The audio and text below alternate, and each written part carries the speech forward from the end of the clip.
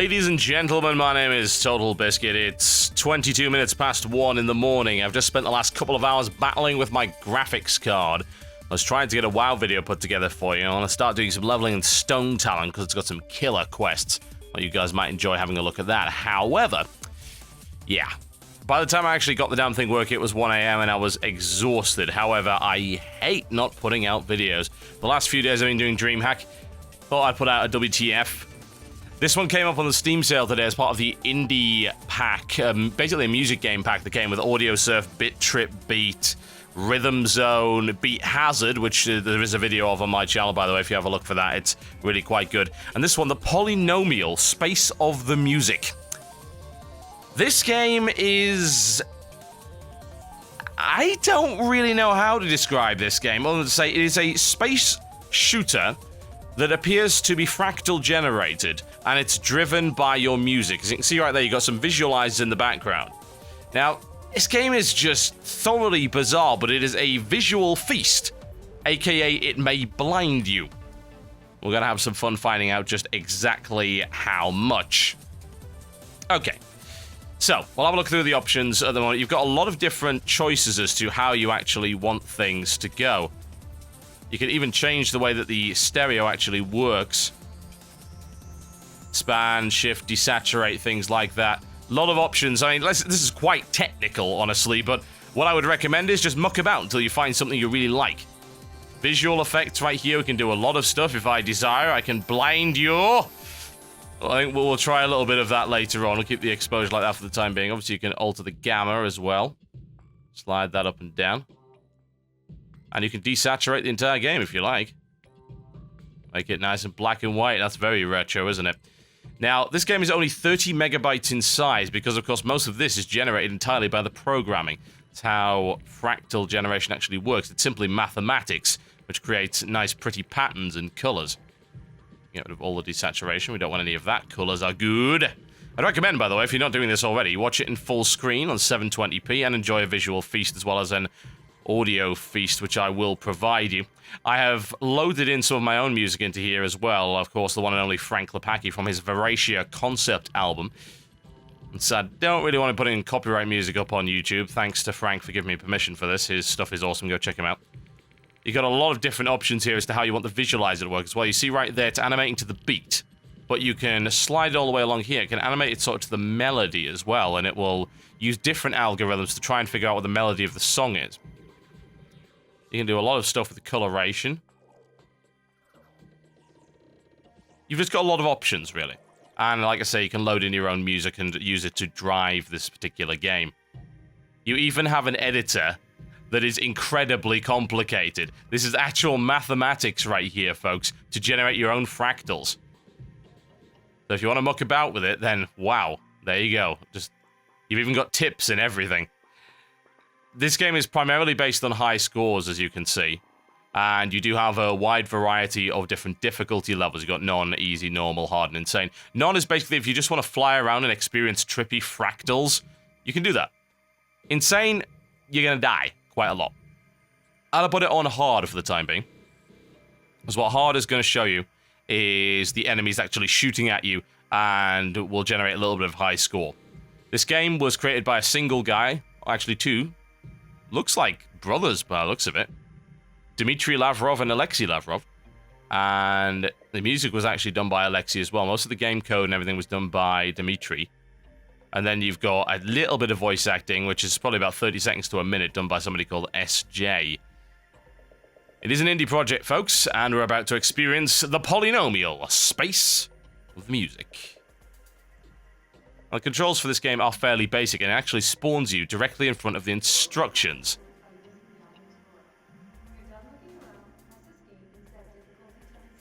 Now, what she's telling you in the background is basically if you want to compete for the high score, you need to set difficulty to insane. Goal is to get to the top score. You can use the items below. You can look around. So you actually have momentum right here. It is genuinely a space shooter. You can do rolls. You can accelerate. And if you accelerate, you will actually start drifting a little bit. You don't stop, as you can see right there. Newtonian physics going on right there. You do have a reverse too. You can also zoom if you so desire, which is nice for looking at the extremely awesome visuals right here. Now, what you have to kill are the nom-noms. They are Nazi robots, ladies and gentlemen. Why does it always have to be space Nazis? They will try and shoot you. You must kill them. You do it like this. You shoot them with bullets. Unfortunately, I'm being shot with bullets. You'll notice the screen distortion comes in right here. I love the screen distortion effect. I absolutely freaking adore it. Ah, it's Nazi ghosts. They were killing me in space. The screen distortion effects are fantastic. I mean, everything visually about this game is so incredibly unique. Death to all those who Faples metal. It's absolutely ruining my mind already, folks. Now, what you'll also notice is there are actually friendly dudes, and they will repair us and things like that. Unfortunately, I seem to have lost the instructions, but I'm having the crap shot out of me by these things. There we go. Where are my instructions? Oh god, they're backwards. I can't read them. Eliminate some nom-noms as we go. I'm getting pretty beaten up right here. I say hard is pretty difficult. Insane is, yeah, as you would expect. Can I read it at this angle without being shot to pieces? Probably not. Like I said, this game on Insane is extremely challenging, but you do have a lot of options to customize that difficulty. What I've also done is I've set it to respawn in the same area.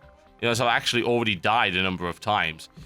So it will just respawn you immediately, but obviously the deaths will take away from your score, so if you're looking for high scores, you're not going to get too far with that. Now, you can also fly through wormholes to the next arena and to next animators. If you want to change the animation in the background, you can do that. Now, ghosts are your friends. They will repair you and give you a speed boost if you fly through. And you've also got flowers, which are things you can hide in. Rings deflect bullets in weird ways. And you've also got power-ups, which you can collect. Speed boost, auto aim, and fast bullets. Fly through the wormhole right here to the next animator, I think. We'll see what else we can get. Did I actually fly through it, though? I can't really tell. I think I might have missed it. A little tricky. Put this thing in reverse. It's not automatic drive, I'm afraid. Americans might have problems with this. This ship is indeed flown stick. The colors, they're so beautiful. Oh, yeah. Like I said, it's all that is really required in this game. Survive for as long as possible, shoot stuff, trip out on crazy visuals. Am I really supposed to be shooting the ghosts? I'm fairly sure I'm not. There we go, you see that fixes me and gives me the speed boost as well. Now, I believe there was actually a power-up in the instructions. You think, well, can you pick up the power-ups from the instructions? The answer is, actually, yes, you can. I'll try and fly through all of those. Okay, we've got speed, auto-aim, and rapid bullets. There we go, we have all three power-ups. Where are you?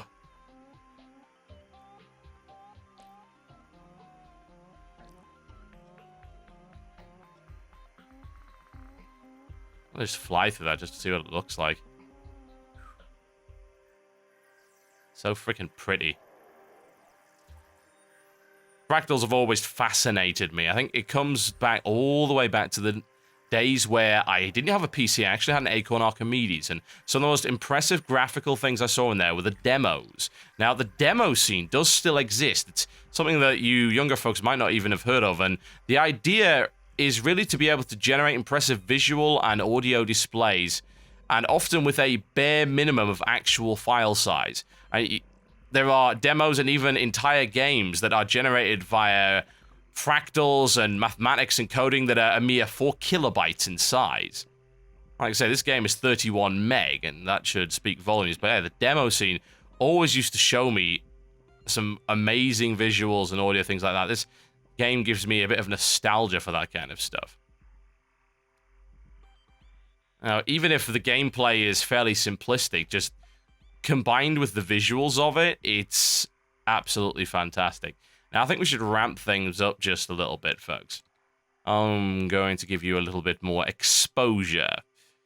Yes, it is delicious. A bit more brightness there. All right, that looks like fun. We can also stereo shift it if we so desire. Look at that. That will screw with your head.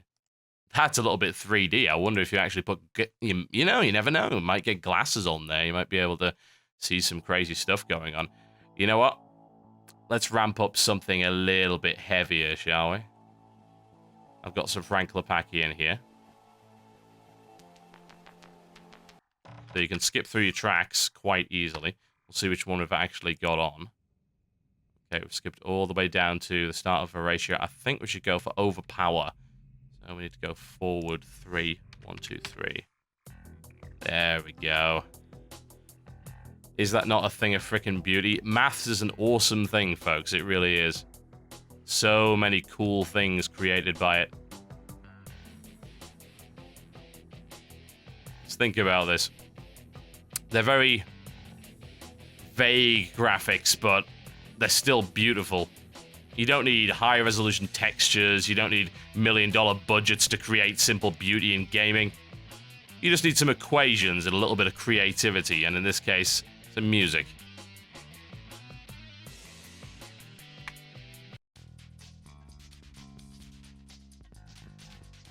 I'm just going to shut up and let you enjoy the audio-visual experience right here. Ramp the music up a little bit. Enjoy.